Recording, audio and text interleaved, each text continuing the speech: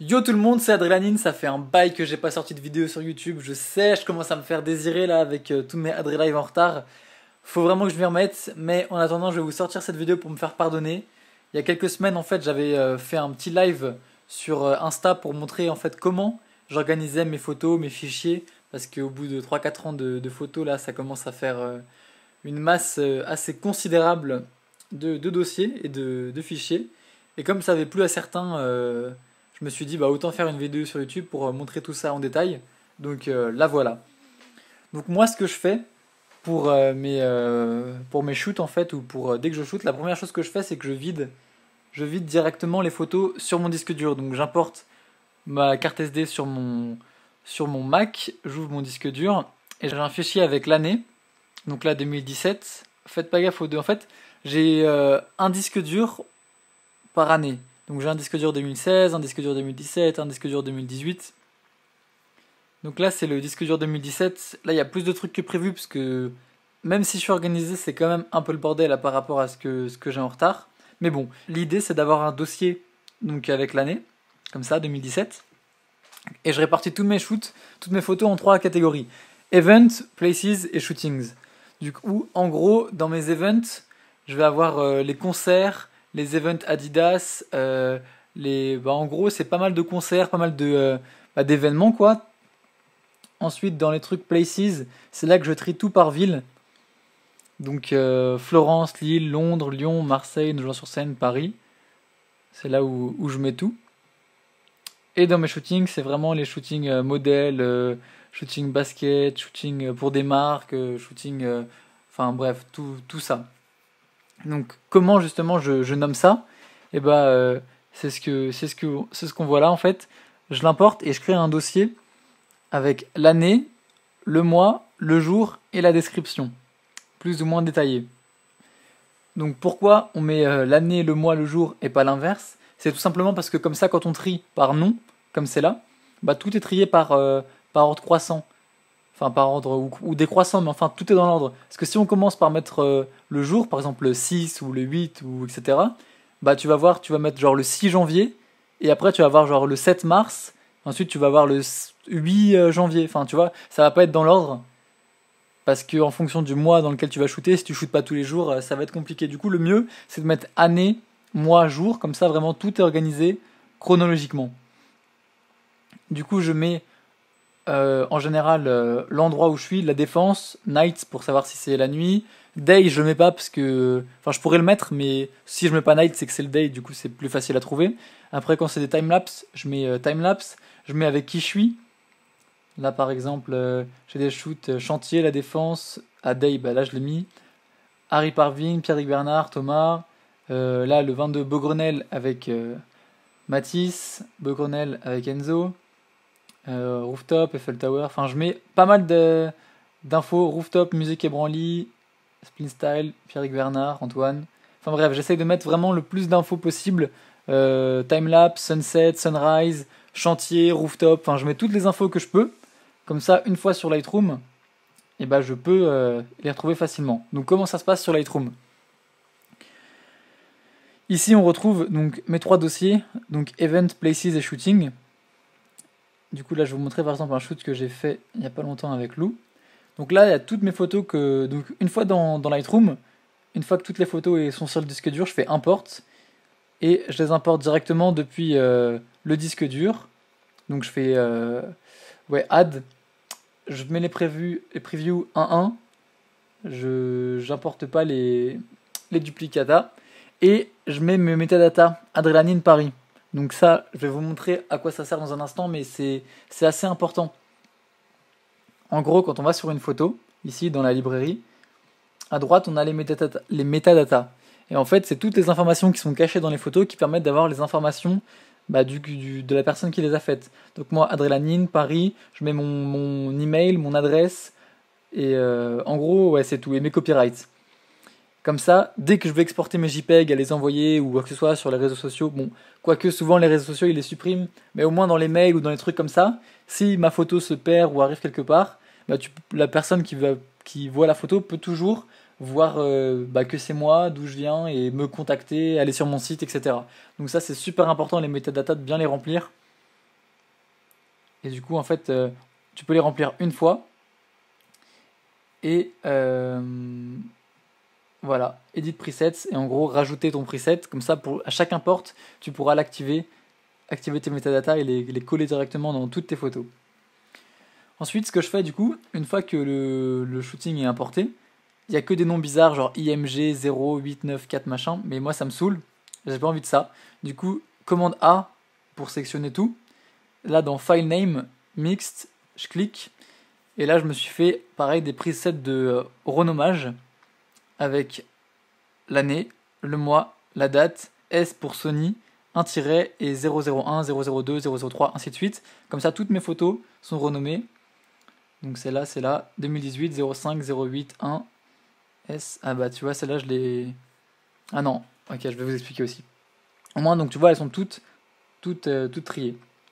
Et ensuite, quand j'ai plusieurs shootings, là c'est ce qui s'est passé ce jour-là. J'avais un shooting le matin, un shooting le soir. Ouais, je suis perché.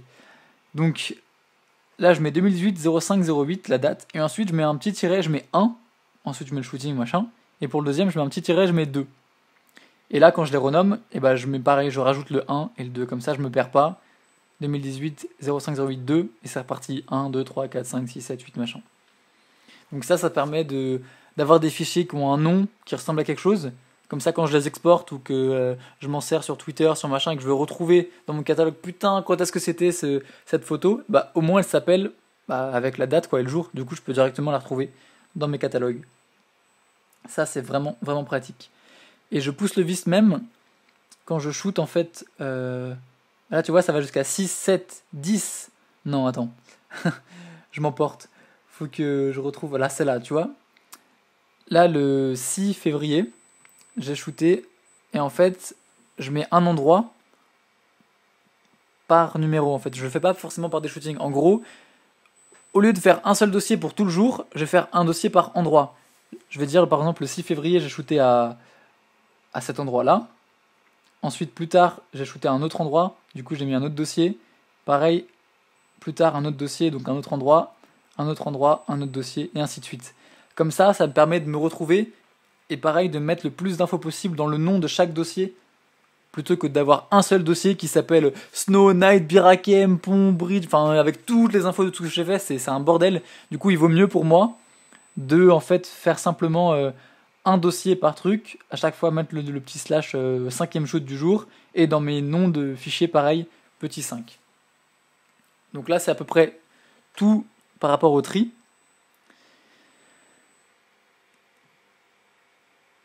Et ensuite je fais des collections. Enfin, il faut que je fasse des collections, je les ai pas encore fait mais c'est prévu. J'ai plein de collections de merde qu'il faut que je trie, que je réorganise. Mais en fait, ce que je fais, c'est que je fais des collections Paris 2018, Places Paris, et je remets en fait je vais remettre en fait chaque dossier. Tous les dossiers qu'on a vus là dans Places, dans Event, dans Shooting, tout ça, je vais les remettre dans mes collections. Pourquoi ? Parce que dans les collections, t'as le petit truc pour chercher. Si je veux taper Urbex, et ben là, ça va me trouver directement tous les jours où j'ai fait de l'Urbex. Alors que ici, tu peux pas chercher. Enfin, tu peux, mais regarde. Le temps qu'il doit parcourir tout, et il trouve même pas. Il trouve que les disconnectés ou les trucs. Enfin, c'est vraiment pas terrible. Alors que tu vois, ici dans Urbex, dans les collections, t'as tout qui est directement organisé. C'est beaucoup mieux. Moi, je trouve que c'est beaucoup mieux. Et puis, ça va chercher. Enfin, pour moi, c'est juste beaucoup mieux. Pareil, quand tu veux un truc, tu peux créer tes collections intelligentes, comme ça.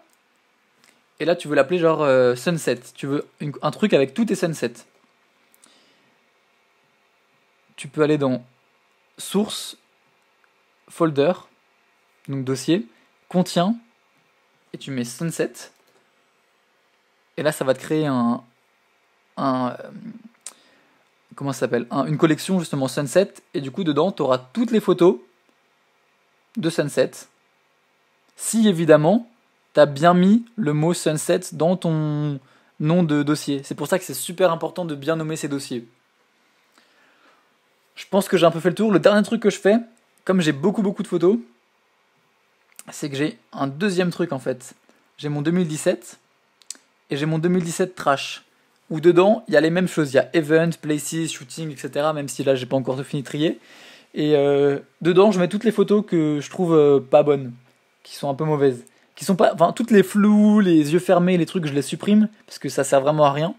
Mais celles qui sont ok, tu vois, mais qui sont pas ouf par rapport à ce que j'ai fait d'autres, je les mets dans ce dossier event, enfin dans ce dossier trash, parce que je me dis peut-être dans 2 ans ou dans 3 ans, j'aurai besoin de d'autres photos que... Enfin même en fait, en fonction des jours et des années, ton œil il va évoluer, ta vision elle va évoluer. Du coup peut-être les photos que tu trouvais nulles avant, mais qui étaient quand même... Enfin, qui étaient pas floues, qui étaient réussies graphiquement, mais que tu trouvais pas ouf par rapport à ce que tu avais fait, bah, peut-être que tu vas changer d'avis plus tard et que tu vas les préférer à ce que tu as fait. Du coup, moi, je les supprime pas. Je les mets dans mon dossier trash. Comme ça, je m'embête pas à les avoir à chaque fois dès que je trouve un truc, c'est plus rapide. Mais au moins, je les supprime pas complètement. Donc voilà, c'était un peu tous les conseils que j'ai pu donner. Vous avez pu voir un peu des previews des photos que j'ai pas encore postées parce que, ouais, je prépare plein de trucs. Du coup, je poste pas. Je parle beaucoup, mais j'agis peu, malheureusement. Donc voilà, j'espère que vous aurez appris des trucs avec les metadatas, la façon de réorganiser les noms de fichiers, les noms de dossiers, les collections. Je vais faire des trucs plus détaillés au fur et à mesure de comment je fais, parce que ça c'est super cool. Là j'ai un dossier intelligent qui me trie en fait toutes les photos que j'exporte. Enfin bon, je peux pas trop montrer parce qu'il y a des photos... Ouh là là là, il y a trop de bangers, là je peux pas tout vous montrer. Mais ouais, il faudrait que je fasse un truc spécial sur les collections. Du coup là c'est mes dossiers en fait où dès que j'exporte une photo pour Insta, pour Twitter, pour machin, ça le met. Comme ça je peux retrouver toutes mes photos que j'ai exportées récemment. Enfin c'est vraiment pratique, je vais faire des vidéos vraiment plus en détail là-dessus. En tout cas, si ça vous a plu, n'hésitez pas à lâcher un pouce bleu, à vous abonner. Mais en même temps, si vous êtes là, c'est que sans doute vous êtes déjà abonné. C'est rare que des nouveaux gens me découvrent sur YouTube. Mais si vous êtes nouveau, bah, lâchez un commentaire. Si vous avez des questions, pareil, n'hésitez pas à poser les questions dans les commentaires YouTube. Je lis tout, je réponds. Et donc voilà, j'essaie de bosser sur les prochains Adrelive et prochains tutos Lightroom. Si vous avez d'autres trucs que vous voulez voir, d'autres questions, franchement, n'hésitez pas. N'importe quelle idée, n'importe quelle question, Lightroom, Photoshop, vidéo. Dites-moi tout et on se retrouve pour une prochaine vidéo. Ciao!